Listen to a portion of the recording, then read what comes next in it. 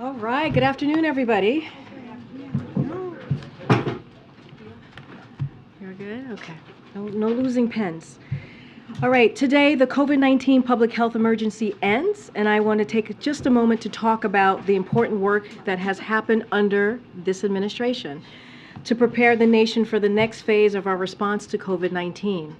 To date, the administration has taken significant steps to ensure Americans have continued access to life-saving protections such as vaccines, treatments, and tests following the expiration of the public health emergency. Under this president, we launched the largest adult vaccination program in U.S. history, with over 270 million Americans receiving at least one shot of COVID-19 vaccine. And as you all know, our efforts have not been limited to the United States alone. Our government has been the largest single donor of vaccines, having shared nearly 700 million doses with 117 countries around the world. Since January 20th, 2021, COVID-19 deaths have declined by 95%. New COVID-19 hospitalizations are down nearly 90%, and COVID-19 deaths globally are at their lowest levels. But I want to be clear, this administration takes the threat of future surges or pandemics very seriously, which is why access to vaccine tests and treatments will remain widely available after today, where we're protecting millions of people who are uninsured by providing them with the tools they need to stay protected from COVID-19. Projects like NextGen, run out of HHS, will invest at least $5 billion to accelerate the rapid development of next-generation vaccine and treatments. We're working to tackle the effects of long COVID and ensure people who are experiencing it have the help that they need. We're working to stand up the Office of Pandemic Preparedness and Response here at the White House, and we're calling on Congress through the President's budget to invest in our nation's ability to prepare and respond to future threats. So the work won't stop today, but the nation is well prepared to manage the risk of COVID-19 going forward. And the continued availability of vaccinations, tests, and treatments and programs that provide equitable access to these tools has put the nation and the world in a strong position as the public health emergency for COVID-19 ends and we move into the next phase of our response. This morning, you all saw we continued progress on our efforts to bring inflation down. The official measure of inflation for producers of goods and services fell to 2.3%. That's the average rate of producer price inflation in 2018 and 2019, and the lowest level in more than 2 years. And it follows news we received yesterday showing that consumer inflation declined for 10 months in a row. That includes a second month of falling grocery prices. So while there is more work to do to lower costs for families, we are making important progress at a time when our job market remains historically strong. Unemployment is at its lowest level in more than 50 years. The share of working age Americans in the workforce is the highest in 15 years, and unemployment for African Americans is at the lowest that we've ever seen. Our historic recovery and falling inflation is thanks to, in part, because of the president's work and what he's done over the last 2 years, including lowering costs for prescription drugs, insulin, energy bills, and gas. With that, thank you for your time. I'd like to introduce, as we have promised, Secretary of Homeland Security, Alejandro Mayorkas, to provide you all with the update on our robust work underway as Title 42 lifts later today. Secretary, the podium is yours. Thank you very much, Karine, and good afternoon. Tonight at 11:59 p.m. Eastern Time, the pandemic-era Title 42 public health order will end.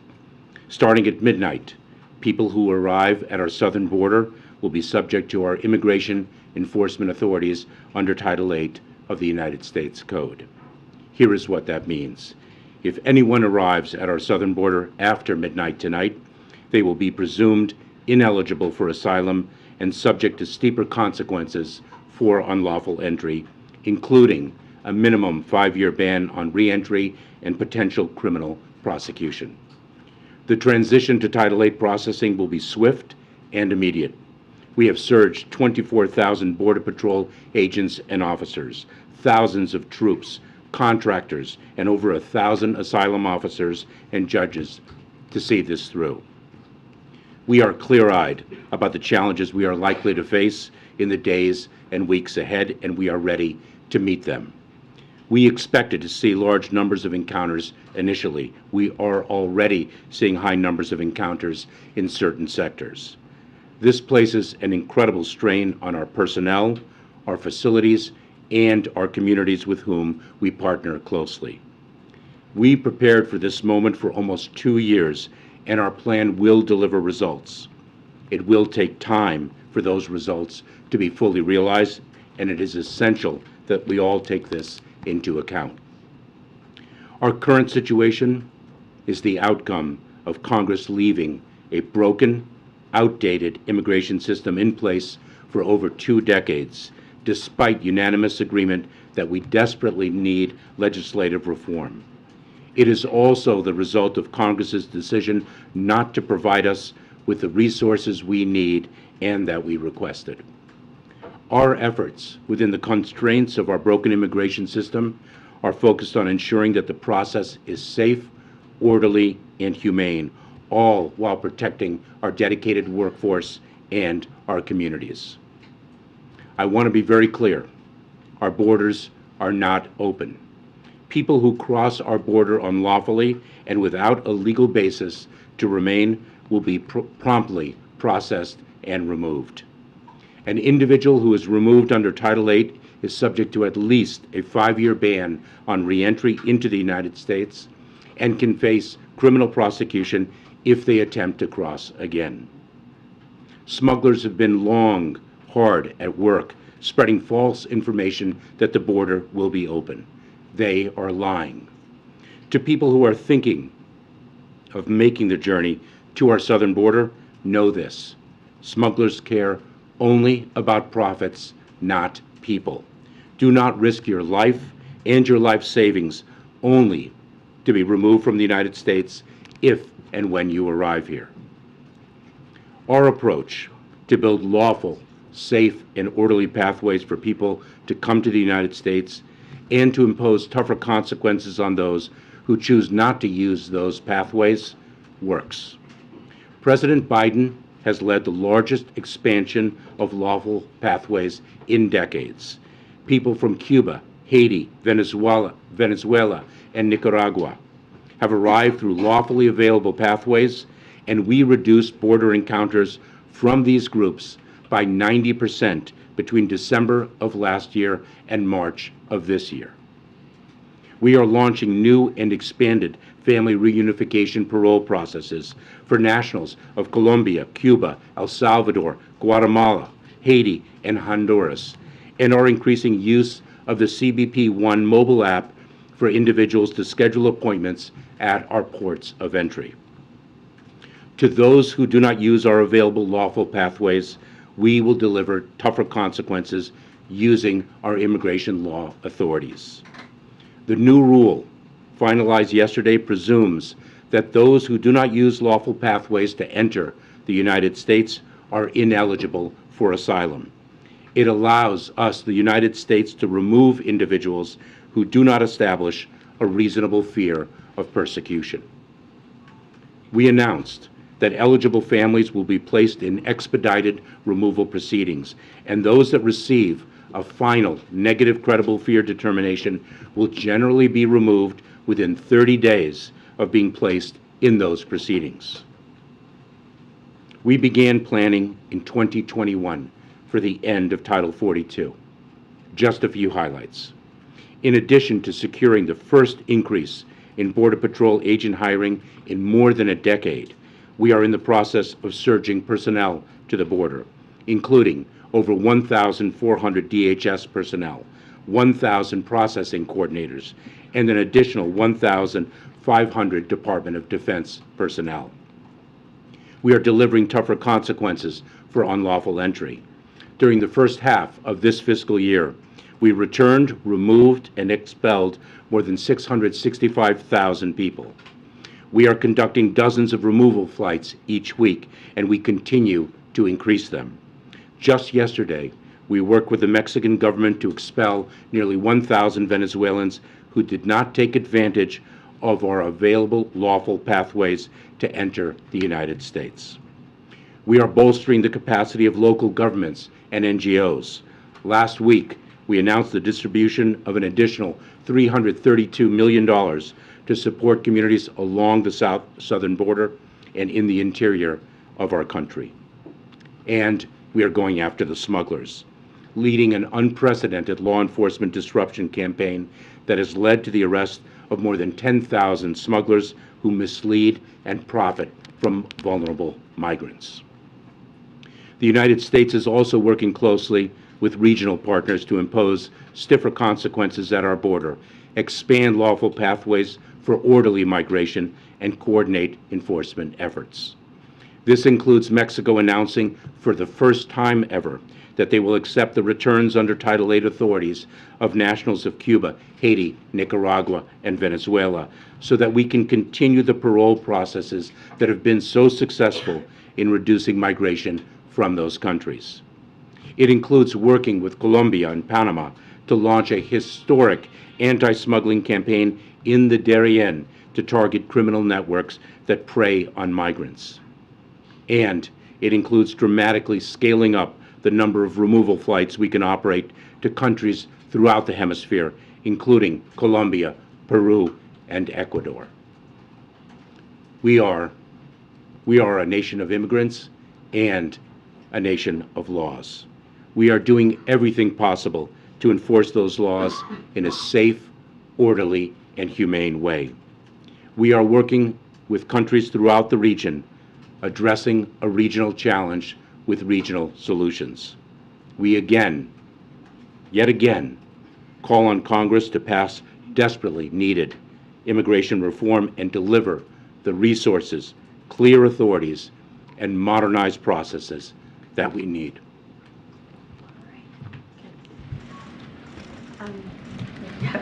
Just make sure. Hi, I'm Jean-Pierre. How you doing? Good afternoon. I have two questions. One is, how do you decide which nationalities are going to be able to use the legal pathways, for example, with the Venezuelans and the Haitians and Nicaraguans? How did you decide who is allowed to avail themselves of legal pathways and who isn't on that particular track? For the parole programs? Yeah. Yes. So what we did is we met the need with the parole programs. That was the demographic that was causing us the greatest challenge at our southern border, and we tailored our parole processes accordingly. So is it possible that those nationalities could shift as you see shifting nationalities at the border? So we have shifted our programs according to the needs that we need to meet. So you'll recall perhaps that in November, we developed the parole process for Venezuelans. That was then the most significant challenge. We pivoted in January to not only expand the program for Venezuelans, but also expand it for Cubans, Haitians, and Nicaraguans. So we will meet the moment. And then on overcrowding, if the Border Patrol facilities are overcrowded and some migrants have to be released, does that send the very message you're trying to avoid, which is that people will be released into the interior? So I have to say two things in response.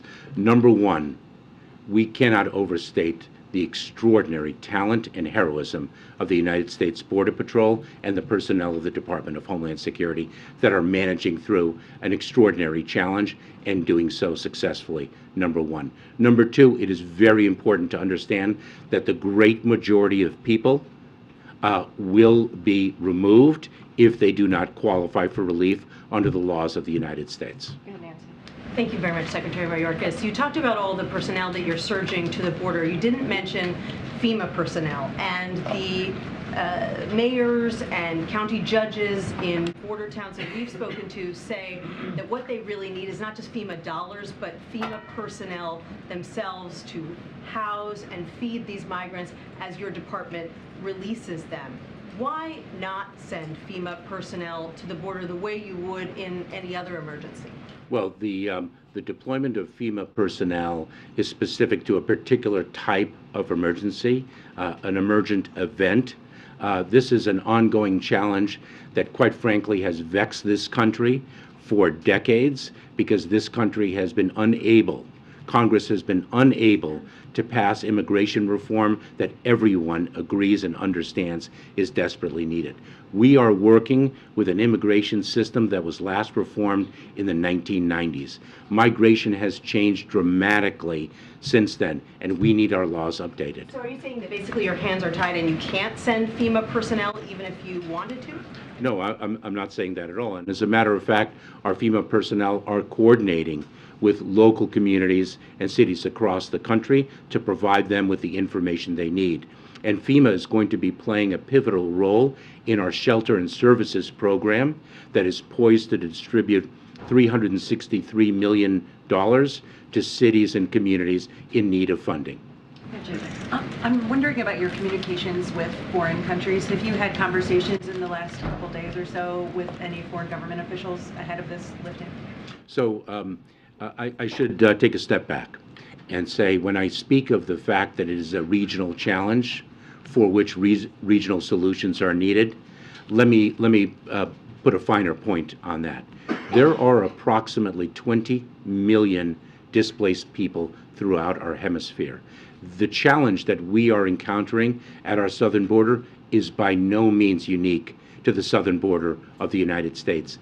And I have learned that powerfully, not only through the information and analysis that we undertake in the United States government, but in our conversations with our foreign partners. Just this week, I spoke with the Foreign Secretary of Panama. Last week, I spoke with the President of Guatemala. 3 weeks ago, I was in Panama to speak with the Panamanian Foreign Minister and the Colombian Foreign Minister. We are engaged, and of course, Secretary Blinken is leading the diplomatic engagements.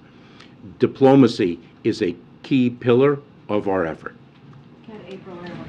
The question is, I want to focus in on black migrants from Africa and the Caribbean nations. Nana Jumfrey, who has met with President Biden on this issue and other civil rights leaders, said that the lifting of Title 42 suppresses black asylum seekers who are required to ask for asylum in countries they transit through. Many of those countries are too dangerous for black migrants to request asylum. And she gives the example of the African Americans who traveled to Mexico. Some were killed. They were thought to be Haitian migrants. What do you say to that? And what is there an effort? And what will you do to safety net or safeguard some of these black migrants who are trying to come now for asylum, who are in countries or transiting through countries where they cannot ask for asylum through under the laws that the Biden administration has put in place? So let me share with you one way in which migration has changed dramatically over the years. It is no longer the case that individuals can, on their own, reach the southern border of the United States. They have to place their lives and their life savings in the hands of ruthless smugglers that exploit them, and ruthlessly do so. And we have not only a security obligation, but a humanitarian obligation to cut those smugglers out. And that is indeed what we are doing. And this President Biden, has rebuilt our refugee processing capabilities and has committed to a large number of refugee admissions to the United States. Our President Biden, has expanded lawful pathways for migrants like no other president past.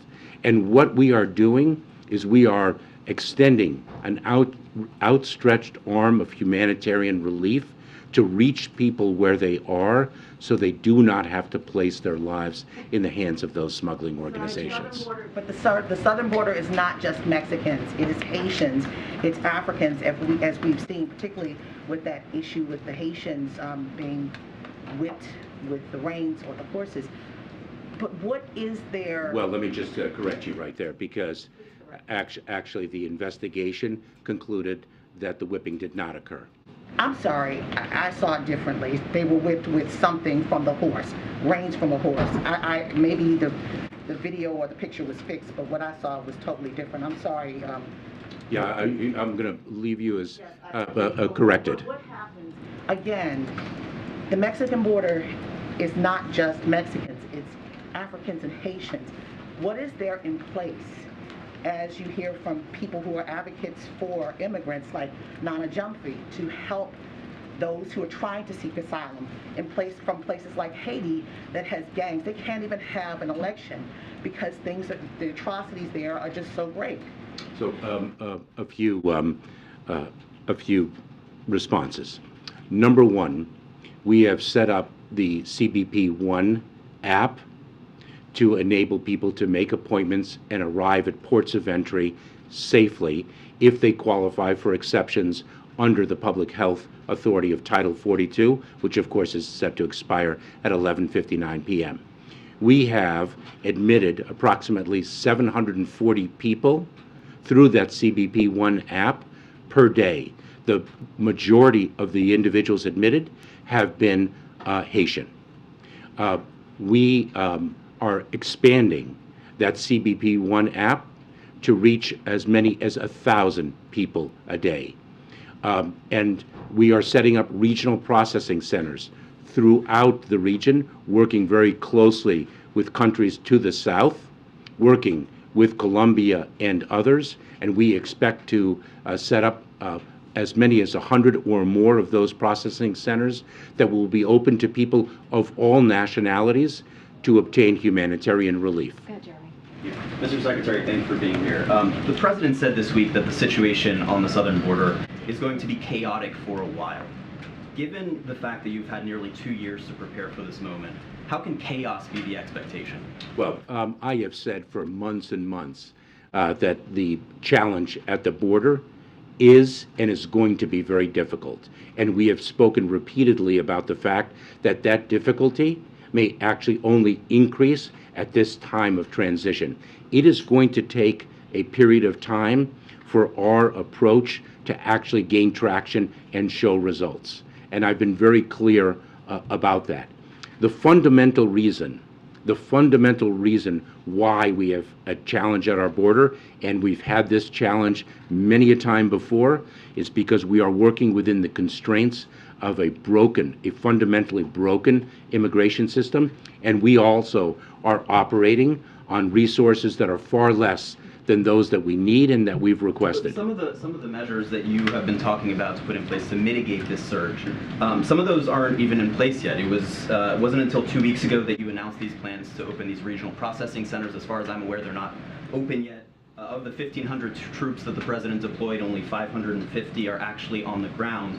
So given how long you have known that Title 42 is ending on May 11th, why aren't all these measures already in place? So we have implemented measures well before those few that you identify. Our parole processes would be an example. While we deployed 1,500 additional Department of Defense personnel, we've had 2,500 Department of Defense personnel well in place already. We have surged resources of all types over months and months, not just personnel, but transportation facilities, technology, additional bed space. So we have been, in fact, You've done all you can at this point. we have done all we can with the resources that we have and within the system that we are operating under. I want to ask you a couple of questions, Mr. Secretary. Thanks for being here. First, on the CBP One app that you were speaking about right now, migrants that are speaking to journalists, including our reporters on the ground, have indicated a series of frustrations. They say they're having trouble logging on, they're having trouble getting appointments, they're having trouble with language barriers. Perhaps they speak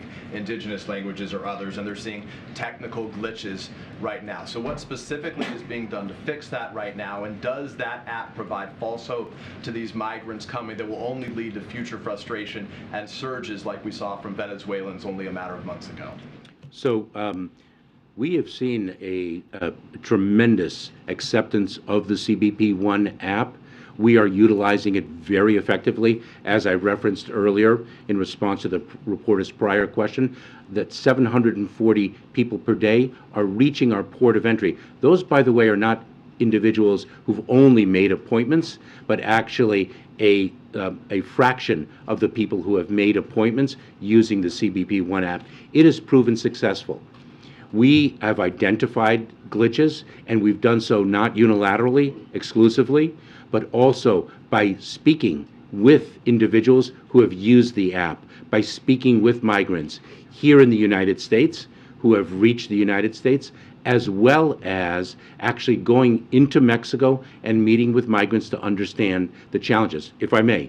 So we have addressed the challenges of which we are aware. The greatest challenge with respect to the CBP One app is not a technological challenge, but rather the fact that we have many more migrants than we have the capacity to make appointments for.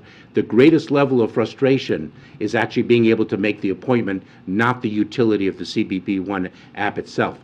That is, again, another example of a broken immigration system. If I can follow up on a foreign policy question, though, very broadly, just quickly. The U.S. has sanctions right now on a series of foreign nations, on Cuba, on Venezuela, on Nicaragua. So does the Biden administration's foreign policy make this situation worse? So I'm going to leave that to our foreign policy specialist, but I will say this: the predicate of those principles are separate and apart from the immigration challenge that we're confronting.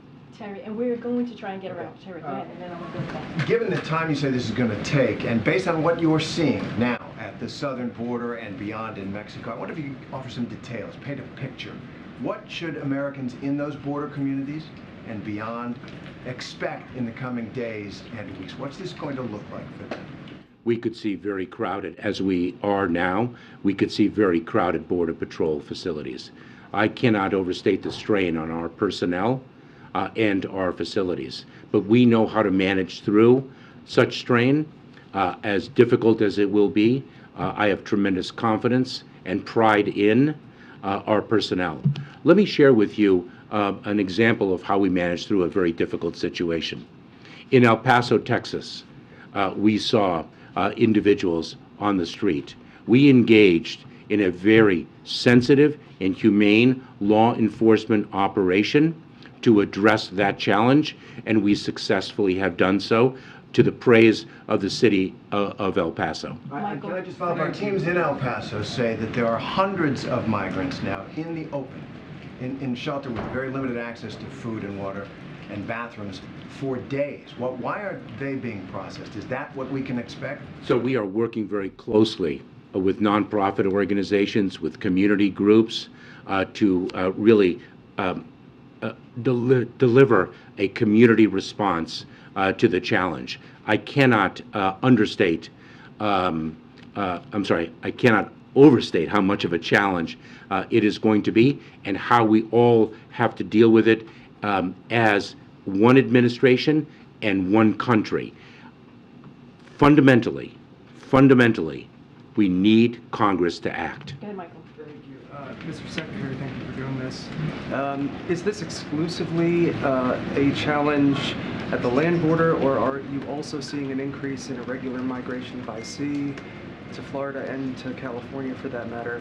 And then secondly, on the regional processing centers, I know that your staff has said that you'll have more announcements on exactly where those will be in the coming days, but just to echo my colleague's point, did you want those to be ready ahead of the expiration of Title 42, and can you give any details on exactly where those processing centers will be? So with respect to maritime migration, a number of months ago we were experiencing pressure in the maritime environment, and we responded to that pressure with increased resources.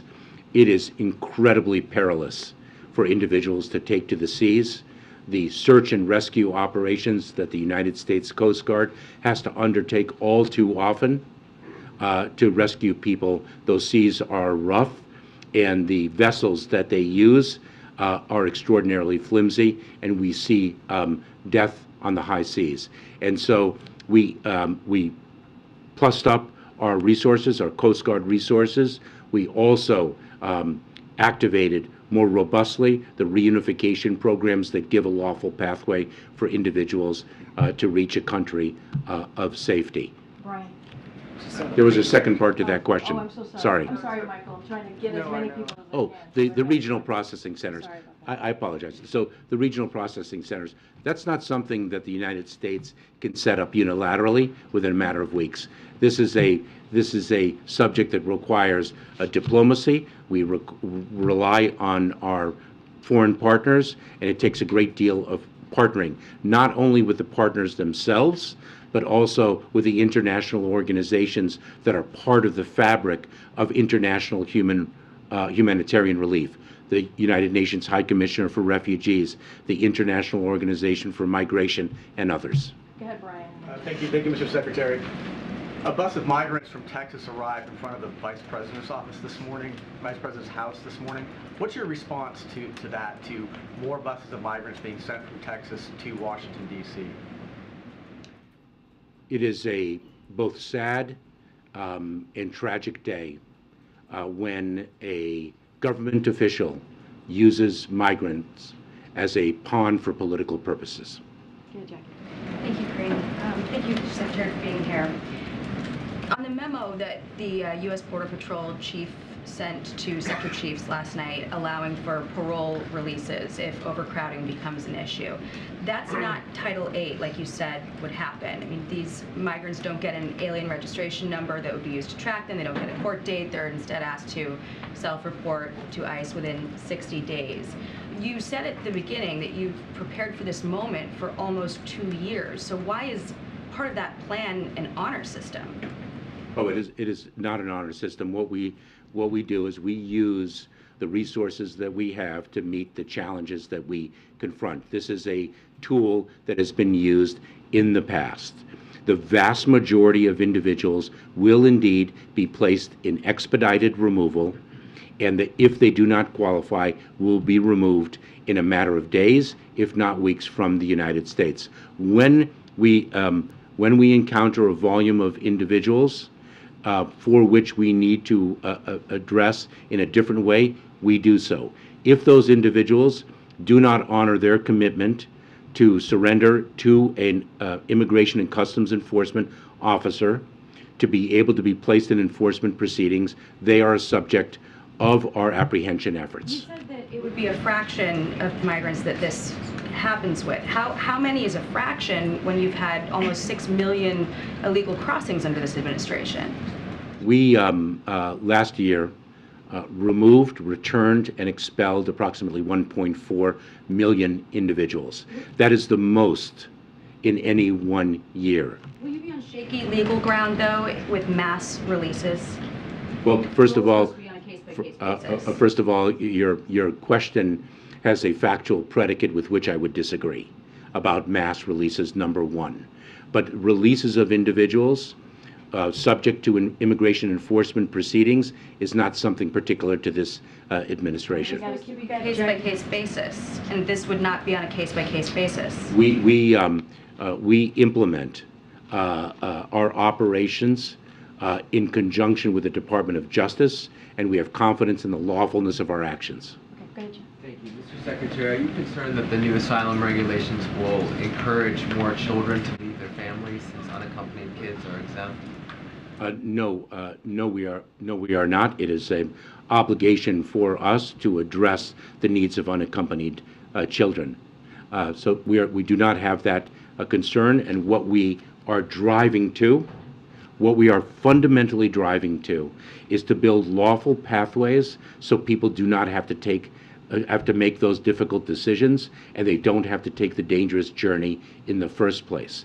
And we are expanding lawful pathways to an unprecedented degree under the President's leadership. Mr. Secretary, just one more. What is your assessment of Mexico's enforcement of the border? We are working very closely with the government of Mexico. The President has spoken with the President of Mexico as recently as earlier this week. They have corresponded last week, and Mexico is taking very important enforcement measures that we greatly appreciate and that were taken in coordination with us. Yeah, so, Secretary, how is the administration redirecting the immigration judges to prioritize new arrivals, and will that affect the backlog that's already there for previous arrivals? So Peter, your question, if I may, just to hit this point once again, your question speaks of an immigration court backlog that exceeds 2 million cases. What a powerful example of a broken immigration system. Not only are we surging asylum officers, about 1,000 asylum officers to conduct credible fear screenings in the context of expedited removal, but the Department of Justice is surging immigration judges alongside us. Thanks. Sir, if I could ask you about the... Sorry, Peter. I'm trying to get, sorry about that. The Title 8 enforcement you're talking about, you're trying to send a message.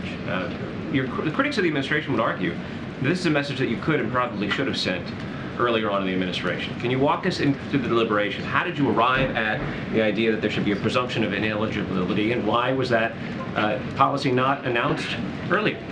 So, in response to your precise question, we sought to end Title 42, the Public Health Authority, earlier. We sought to roll out our immigration enforcement authorities under Title 8 of the United States Code earlier. We were enjoined from doing so by a court. But specifically, the asylum policy, the presumption of inadmissibility, why not come out with that sooner? You're trying to send that message now. And It's not a message. We don't promulgate a regulation. We don't promulgate a law to send a message. We promulgate a law to achieve a policy and operational outcome. And the outcome that we seek to achieve through this regulation is to incentivize people to take the lawful pathways and disincentivize them to place their lives in the hands of ruthless smugglers. It's on the screen behind you as deterrence. New regulation directing migrants. That's not a message. That's an impact on human behavior. Okay, we got to go ahead. I'll go to the back. Thank you. Thank you, Secretary. First, have you ruled out family detention as an option? And then two, you said that you have many more migrants than you have appointments for. So is there any effort to try to expand the appointments, and do you have numbers for how many appointments are confirmed per day? So we are indeed expanding the use of CBP One app from approximately 740 arrivals at our ports of entry along the southern border to 1,000 a day. And we are exploring what other capabilities we can add to that. And the first part of your question was family detention. This administration ended family detention in March of 2021. So you're not going to bring it back at all? We've made it clear that families who are in immigration enforcement proceedings, including in expedited removal proceedings, a more accelerated immigration enforcement process, will be on alternatives to detention. The conditions of alternatives to detention may be increased as the situation warrants. To what? So, for example, we could place heads of household under curfews so that we are better able to monitor their activities and I should say their compliance with our restrictions and obligations to appear in court. Go ahead. Go ahead. Secretary, Can you orient me? Sorry. Go into the back. Mr. Secretary, can you describe how you will be treating any differently migrants at the border that come from countries where we don't have close working relationship? For example, we've seen reporting of migrants coming as far from China, Russia, Syria. And then my second question, I'm going to try to ask Peter's question in a different way, with some Democrats urging that President Biden end sanctions on Cuba and Venezuela. Do you support that? So you speak of different demographics arriving at our southern border. This speaks to the fact that the challenge of migration is not exclusive to the southern border and is, in fact, not exclusive to the Western Hemisphere. We are seeing a global displacement of people that is the greatest since at least World War II. The challenge of encountering individuals from countries that are to which it's not easy to remove people has been a long-standing challenge that our immigration laws have run into. So what do you do with those people actually now, like people who are coming from Russia and China and so on? What do you do with them? So we place them in immigration enforcement proceedings, and if they make a claim for relief, we adjudicate those claims. And if, in fact, those claims are granted, then they have, under our laws, a basis on which to stay in the United States. If they do not, then we work with foreign governments to address the enforcement actions that we think are appropriate. Way in the back. Or ending sanctions, sir? That is a little bit outside the remit of today's discussion. Way in the back. Secretary, thank you. So you're talking about Congress needing to act on this. Any reaction to the immigration package that House Republicans are looking to vote on today? And second question on the processing centers, was it a mistake to not have them ready to prevent a surge? Can you repeat the second part of that question? And I would say the President Biden, presented Congress with a legislative package on day one of this administration, now about 28 months ago. And we are hopeful that sensible and needed legislative reform will be passed by Congress, and we do not concur with the bill that was presented today. On the processing center specifically, though, was it a mistake to not have them ready in time to prevent a surge? As I have said, the development of those processing centers is a complex undertaking that requires the work of our foreign partners, international organizations, and the like, and we've moved very swiftly. Thank you, Karine. Thank you, Secretary. Republicans repeatedly seek to paint the administration as being unable to secure the border. I wanted to ask, do you see this as a test? Does the administration see this as a test, or possibly an opportunity to show the American people that the administration does have the ability to manage the border under difficult circumstances? We view this as a challenge that we will meet. May I also ask, in regards to the overcrowding and some of these difficult conditions, how long are we talking that this chaoticness will be? Are we talking weeks, months, years before things take traction and you get more of a handle on it? We are working as hard as we can to make sure that that time it takes is as little as possible. Let me say an additional thing in response to your first question. This is a challenge, and we're going to meet this challenge. We're going to meet it within a broken immigration system while adhering to our values. Mr. Secretary, last year there were some estimates from DHS officials putting the highest level of migrants coming across the border each day at about 18,000 if Title 42 is revoked. Is that still the estimate, or do you have a clearer number of what you're anticipating? So let me clarify the number that to which you refer. Those weren't predictions. It is our responsibility in the Department of Homeland Security and across the administration to plan for different scenarios. That's what we do. And so what we developed was, in fact, different scenarios to which we plan. And so we have done so, and we continue to do so. And then, you've talked about this being a challenging transition period, but how long do you expect a potential surge to last? Are we talking weeks, months, longer? We have confidence in the approach that we are taking, which is to really present lawful pathways for individuals to take advantage of and to disincentivize individuals from really placing their lives in the hands of smugglers. And let me share with you that the parole processes that we announced and implemented on January 5th for Cubans, Haitians, Nicaraguans, and Venezuelans are a proof point of the success of our approach. We saw a tremendous demand to access those lawful pathways, and we saw over a 90% drop in the number of encounters of individuals from those 4 countries at our southern border, and we saw that very, very quickly. Okay, a couple more. Go ahead, Phil. Republicans have challenged you on this point on Capitol Hill, and I wanted to give you an opportunity to respond. They point to Border Patrol's own numbers, which show that going back to October of last year, there were more than 1 million apprehensions, but then there were also more than 530,000 gotaways. That's roughly the size of the population of the city of Baltimore. How can you say that the border is not open?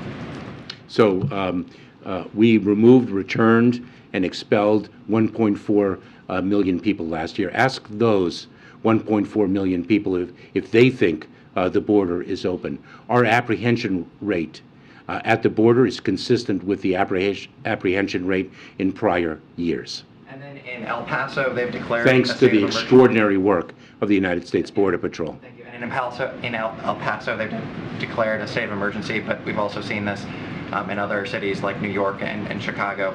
I'm wondering, while so much of the focus is on the southern border itself, can you tell us more about the steps that DHS is taking to support those cities elsewhere, as this surge affects not just that geography, but other cities and states across the country? I would say a number of things. Number one, we're grateful to Leader Schumer and Congress for the Emergency Food and Shelter Program funding in the omnibus this past December of $800 million. That's a significant increase over the prior year's funding of $150 million. We're working very closely with cities and communities along the border and in the interior of the United States. We need the system fixed. Thank you, Mr. Secretary. Back to the question of mass releases. I know you've pushed back against that, but the Florida Attorney General has filed a lawsuit against you, alleging that you are about to conduct a policy of mass releases with the news that was released yesterday. What's your response to that, and more broadly, what's your message to the judicial branch, who is playing a role in this process as well? Well, I don't send messages to the judicial branch. The judges make the decisions that they believe are warranted under the facts and laws before them. But I will say this: it is interesting to see some of the tools that we employ that are successful or operationally needed to be challenged in the courts. So, for example, the parole process that we announced and implemented on January 5th for Cubans, Haitians, Nicaraguans, and Venezuelans. Immediately, that demonstrated a reduction in the number of those individuals arriving at our southern border of over 95%, and yet it's been challenged in a court. And so our parole authority, when we use it to release a fraction of the people whom we encounter, and that is challenged, I question the motives of the plaintiffs. Thanks, Karine. Now, following up on the emergency food and shelter program that you just mentioned, groups in El Paso that are helping to feed and house this influx of migrants, they say this program has a problem in that the funding can only be used to help migrants who've encountered DHS and been processed. Is that requirement realistic to the situation that these communities are facing?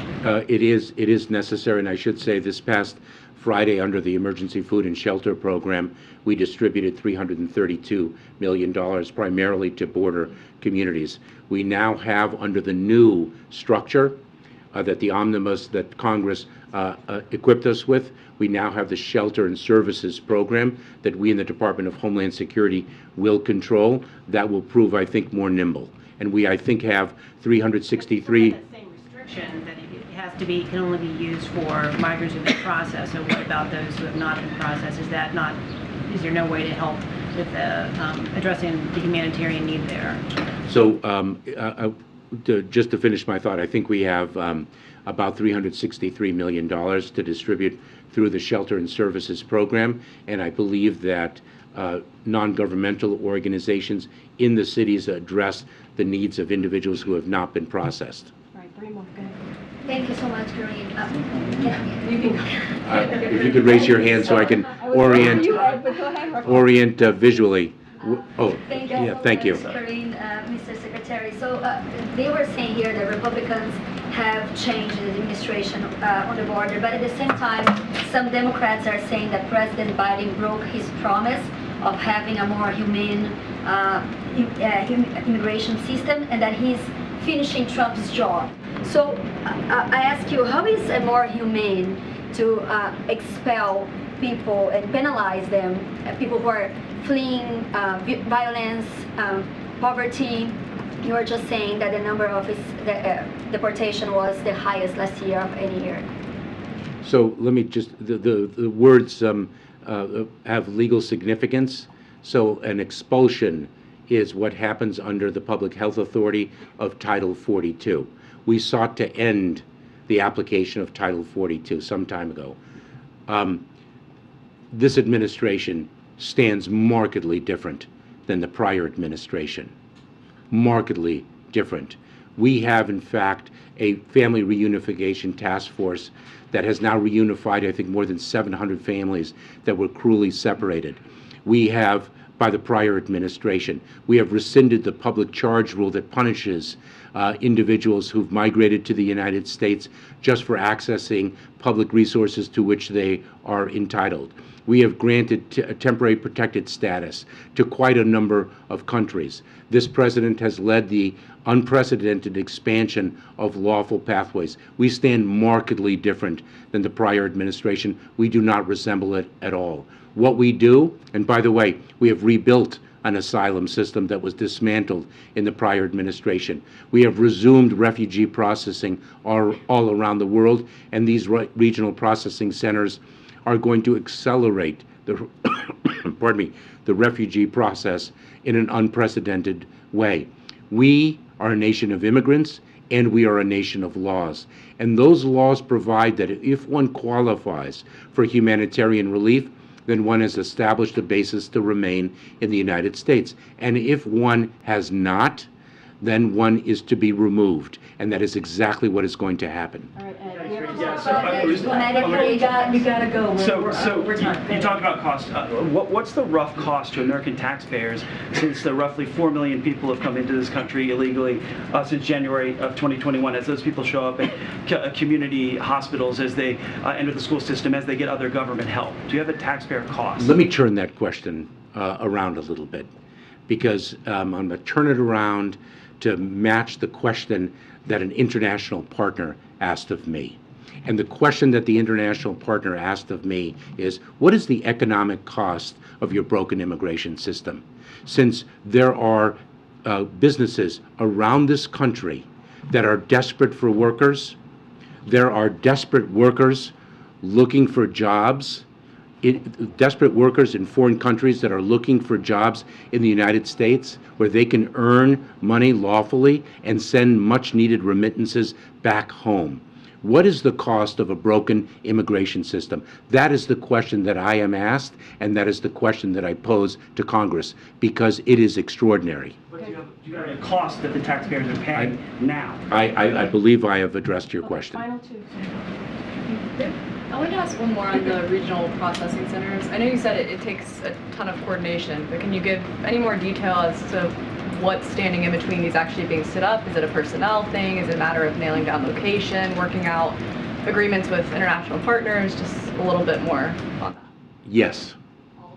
Yes. Okay. Yes, there are a lot of moving pieces.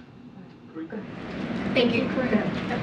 Thank you, Karine. So I just wanted to ask about messaging, because for years the administration has said that the border is closed and migrant crossings continued to notch records. And you just said that your message to migrants who are traveling unlawfully is, do not spend your life savings coming here only to be apprehended if and when you arrive here. But I'm wondering what you think it will take for that message to land.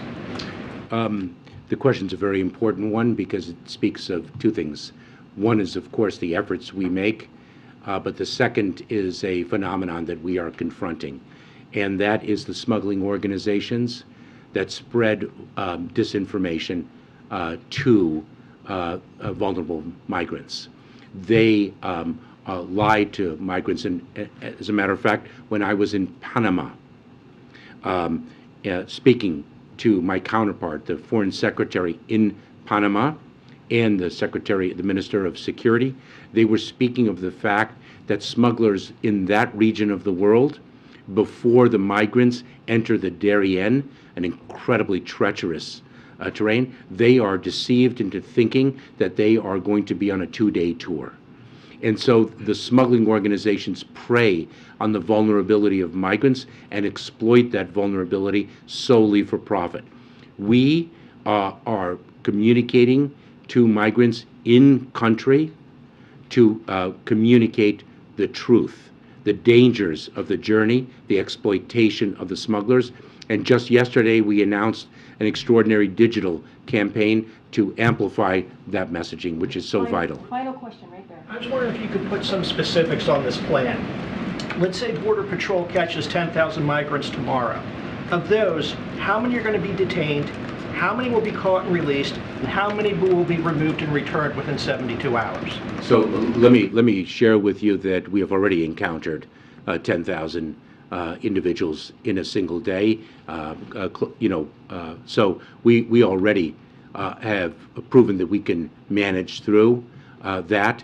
We have surged resources, not just the Department of Homeland Security, but the Department of Justice, in bringing immigration judges to work alongside asylum officers to address the expedited removal process. We have surged the resources that we have, given the resources that we have been given by Congress, which is less than what we need and less than what we requested, to meet the challenge to the best of our abilities. Thank you, sir. Appreciate it. Thank you very much, Karine. Thank you all. Thank you. Thank you. Appreciate it. Thank you. Are you going to the border anytime soon? So, guys, we are way over time. So even our amazing cleaning crew has come in a couple times. So I can take a couple of questions, but we really have to wrap up. We've been going for almost, I think, about an hour, if not close. Okay. Yeah. It has to be somebody I haven't called on yet. Wait, the way in the back, right there. Thank you so much. New Hampshire's Michael Delaney was not among the stalled nominees the Judiciary Committee voted on today, with Senator Dianne Feinstein back in Washington. Does President Biden still support him among apparent concerns from some Democrats, and what is the White House doing to get him over the finish line? So look, we take our nominees very seriously. The president clearly puts forth nominees that he believes are ready and equipped for the job. And so, of course, we're always going to be make sure that we do everything that we can, having conversations with the senators and their staff to try to move our nominees through. So we are committed for certain. You had another question in there. And then you mentioned Senator Feinstein. We're glad to see her back. As you know, she is a longtime friend of the president, and he's been wishing her a speedy recovery, and it's glad to see her back in the Senate. And I'll leave that there. I'm trying to figure out who. Go ahead.